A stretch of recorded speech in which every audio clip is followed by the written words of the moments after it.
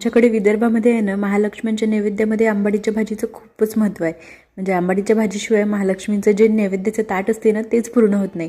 तर ही अंबाडीची भाजी तर वेगवेगळ्या प्रकारची बनवली जाते, पण मुख्य म्हणजे ज्वारीची कणी लावून बनवतात ही अंबाडीची भाजी. खूप छान लागते आणि महालक्ष्मीच्या नैवेद्यासाठी सुद्धा अशीच बनवतात. तर सर्वात आधी आहे ना, भाजी छान स्वच्छ निवडून घ्यायची, म्हणजे अशी खुडून घ्यायची. ही भाजी चिरायची नसते. त्यानंतर 1-2 पाण्याने स्वच्छ धुवून घ्यायची. मोठ्या पातेल्यामध्ये थोडं जास्त पाणी घालून ही भाजी शिजत आपल्याला ठेवून द्यायची. लो गॅसवरती ठेवायची, 10-15 मिनिटं शिजवून द्यायची. भाजी अर्धी शिजत आली की त्यामध्ये बघा एक अर्धी वाटी ज्वारी मिक्सरला रव्यासारखी दळून घ्यायची आणि ही ज्वारीची कणी एका हाताने टाकायची, दुसऱ्या हाताने कंटिन्यू चमचा हलवत ही ज्वारीची कणी छान भाजीला लावून घ्यायची. सोबतच हिरव्या मिरच्यासुद्धा टाकल्या होत्या. त्यानंतर बघा परत ही भाजी आपल्याला 10 मिनिटापर्यंत शिजवू द्यायची. भाजी शिजायला थोडा जास्त वेळ लागतो. इथे मिक्सरच्या भांड्यामध्ये थोडे शेंगदाणे, मेथीदाणे, धने आणि जिरं मिक्सरला वाटून घेतलं.